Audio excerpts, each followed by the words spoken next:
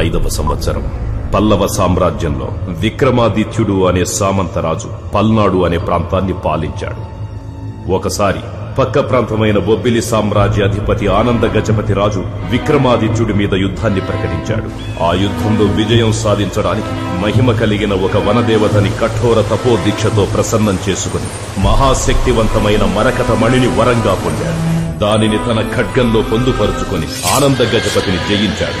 ఆ తరువాత యుద్ధభూమిలో చాకచక్యం కలిగిన రథసారథిని నియమించుకుని శత్రువుల్ని దునిమి అనేక రాజ్యాల్ని కైవసం చేసుకున్నాడు.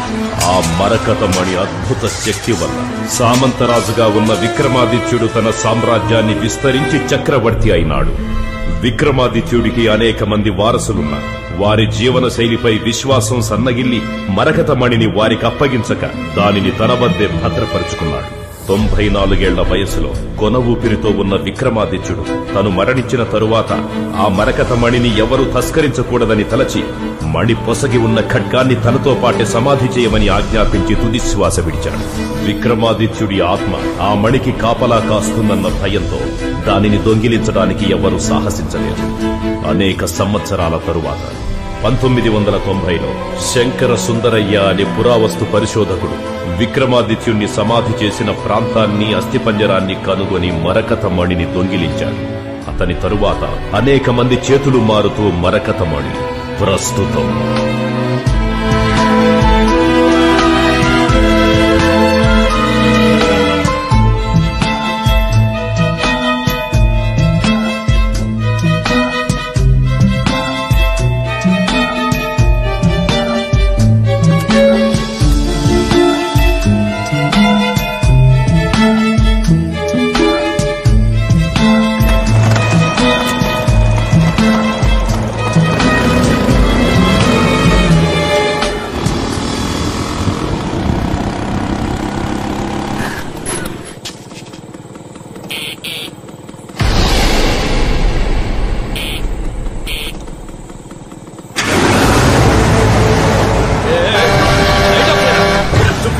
దారి గడ్డంగా బండి పెట్టావు.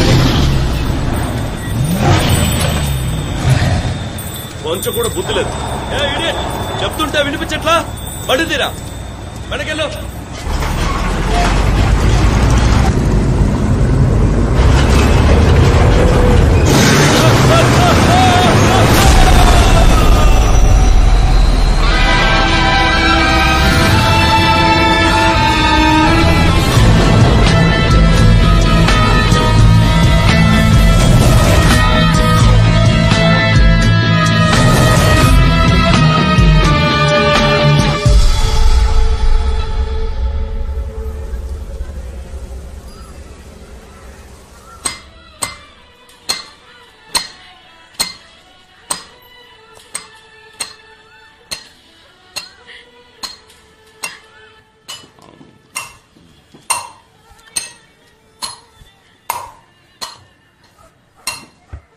అమ్మా, ఆ కొట్టుడు కాసేపు ఆపచ్చుగా.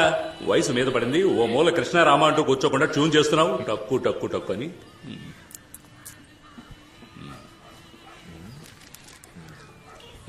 సరిపోయింది. ఊరి నుంచి వచ్చి 2 నెలలు అవుతోంది. నీకు అప్పు కూడా ఉందంటున్నావు. వ్యాపారం నేర్చుకోవాలంటున్నావు తప్ప ఎప్పుడు నేర్చుకుంటావేంటి? తల పండిపోతుంది ఈ టైప్లో. 2-3 సార్లు స్పాట్కి వెళ్ళని అడిగితే వద్దని చెప్పి నన్ను అంటున్నారంటున్నా. నేను చెప్పానా? రేయ్ అన్నా, ఈరోజు ఈయన కూడా తీసుకుపోరా. సరే అన్న. ఆ పెట్టెలో ఉన్నది ఎంత విలువైందో మీకు తెలుసు కదా. వెళ్ళామా, పని పూర్తయిందా, వచ్చామా అన్నట్టుండాలి. అర్థమైందా? అర్థమైందన్నా. నా పాటికి నేను గబాల్లో వెళ్ళిపోమన్నాను. తమరికి సినిమా, బీచ్ అని అపాయింట్మెంట్స్ ఏమైనా ఉన్నాయా? అపాయింట్మెంట్స్ మీరేమంటున్నారా? భలే యాక్టింగ్ తమ్ముడు. కాచిగూడలో ఓ అమ్మాయికి లైన్ వేస్తున్నావట. నీ ఫ్రెండే చెప్పాడు. అది క్యాషువల్ గా ఊరికి పిల్లని చూస్తాను. చూడడంతో ఆపేయకు, లైన్ లో పెట్టే. ఇదే కరెక్ట్ ఏజ్. ఇంకో 4 ఏళ్ళు ఆగితే ఏమీ చెంచలేం. ఇప్పుడు ఏమన్నా దించితే కదా. రేమా, అక్కడికి వచ్చేవాళ్ళు ఖతర్నాక్ పార్టీ. నువ్వేం చేస్తావు అంటే స్ట్రైట్ గా వెళ్ళి యూటర్న్ తీసుకుని రైట్ నేనేం చెప్తుంటే నువ్వేం చేస్తున్నావు? అలర్ట్ గా ఉండాలి. కనిపించే తీరం తరిగేనా, దూరం దరి చేరే సమయం పరమై రానా, అందనిది అందం అందుకనే అందం అందరిలో తానే ఎంతో అందం చెలియా. కళ్ళు బలే ఉంటాయిరా, అందులో ఏదో ఉంది బుచ్చి. ఒకవేళ తనకి మెడ్రాస్ అయ్యావో. రే, నువ్వెందుకు అనంతపురం నుంచి ఇక్కడికి వచ్చావు? చెప్పరా అంటాను. స్మగ్లింగ్ చేసే డబ్బు సంపాదించాలని. ఏదో షేవింగ్ చేసుకోవాలంటే ఈజీగా చెప్పు. స్మగ్లింగ్ రా, స్మగ్లింగ్. సరే, ఫ్రెండ్ కష్టం, అప్పులు ఉన్నాయని నిన్ను ట్రాక్ లో పెట్టి నేను లైఫ్ సెట్ చేద్దాం అనుకుంటే నువ్వు ఆ పిల్లని సెట్ చేస్తున్నావు. సరే వదిలే, నేను చెప్పింది జాగ్రత్తగా విను. స్మగ్లింగ్ లో 3 లెవెల్స్ ఉన్నాయి. ఏంటా లెవెల్స్? గుడ్, చెప్తా అనుకో. ఇదే లెవెల్ 1, ఆపోజిట్ పార్టీని కన్ఫర్మ్ చేసుకోవడం. ఆ. సరే పద.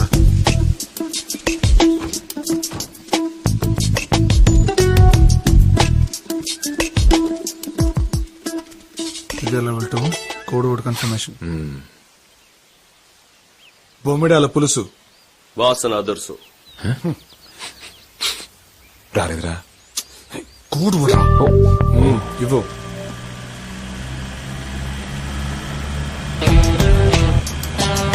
రే ఏంటి?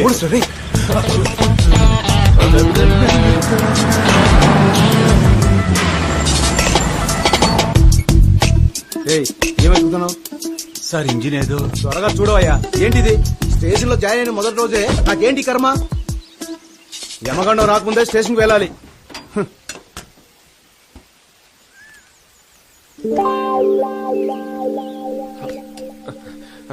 హలో. వీళ్ళ బాడీ లాంగ్వేజ్ తేడాగా ఉంది. క్యాచ్!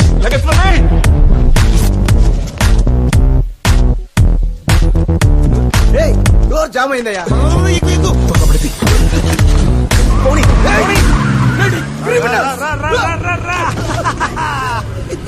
ఇదే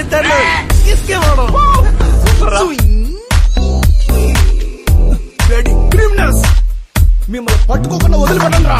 రే, 2 బజ్జీలే. దిక్కుమాలి. రే ఇట్రా. మిమ్మల్ని ఎక్కడో చూసినట్టుందే. సార్ జ్ఞాపకం రావట్లేదు సార్. నా జ్ఞాపకం వచ్చింది. అవునా? ఎక్కడ? కనిపెట్టండి చూద్దాం. నేను చూడని క్రిమినల్స్ లేరే, ఎలా మిస్ అయ్యా? గుర్తు రావట్లేదయ్యా. ఆ రోజు ఆళ్ళని పట్టుకుందామని ట్రై చేసి బొక్క బోర్లా పడ్డారు. అరే కరెక్ట్ గా చెప్పావయ్యా. అవును sir.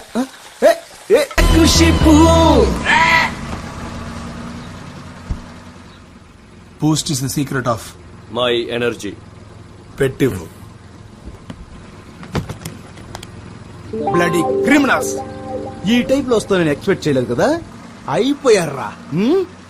Sir thank you sir. అతరగొట్టావు మిస్టర్ నీలకంఠం.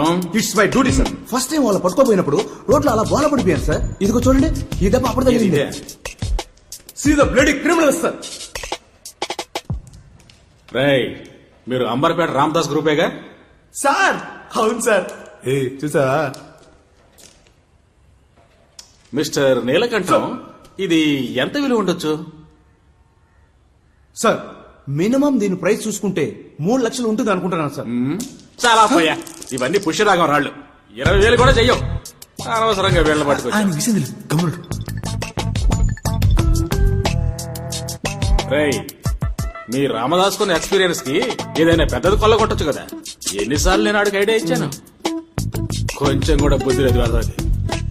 వీడెవడరా? సార్ మన టీమ్ లో న్యూ ఎంట్రీ సార్. నువ్వే మందుకు సైడ్ డిష్వి, మళ్ళీ నీకో సైడ్ డిషా?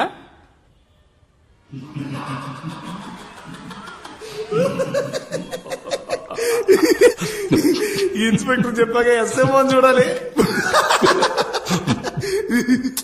మీరిద్దరు కొంచెం నవ్వడం ఆపుతారా? మీరు చేసే చిన్న లెవెల్ బిజినెస్ తెలుసు, కానీ ఇంత చిన్న లెవెల్ ఎక్స్పెక్ట్ చేయాల.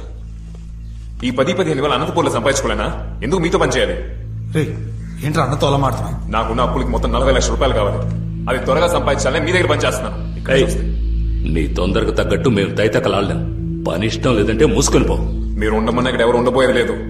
కానీ బయలుదేరే ముందు ఒకటి చెప్పండి, 20 సంవత్సరాలుగా ఈ ఫీల్డ్ లో ఉన్నారే, పెద్ద లెవెల్ ఏదైనా చేయడానికి మీలో విషయం ఉందా? మోసం కూర్చోరా. ఎవరితో మాట్లాడుతున్నావు? నేను చూడని రేంజ్ అంటూ లేదురా. ఈ ఏరియాలో ఎవరైనా వెళ్ళాడుగు. నువ్వు అంటున్నావే డబ్బు, అది మూటల కొద్దీ తెచ్చేవాడిని. నాకే చెప్తున్నావా?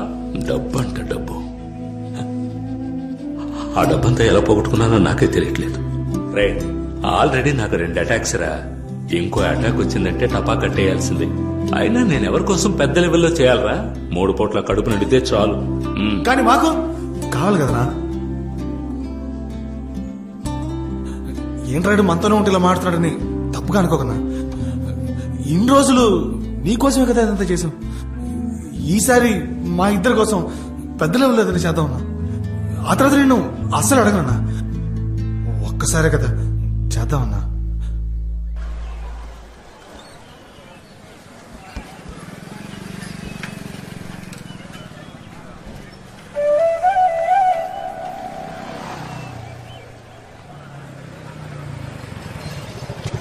కూర్చో.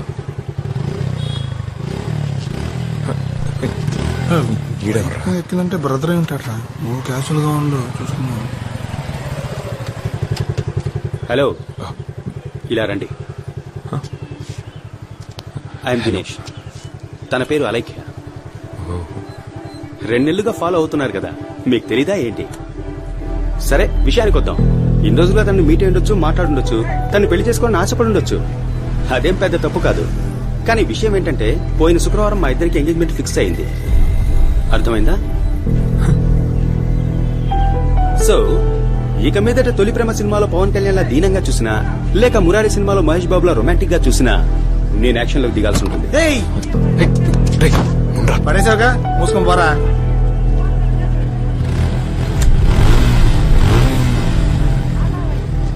నీకొంత నేను వెళ్ళలేదు. నా కోసం ఒకసారి మాట్లాడు, అది చాలు నాకు.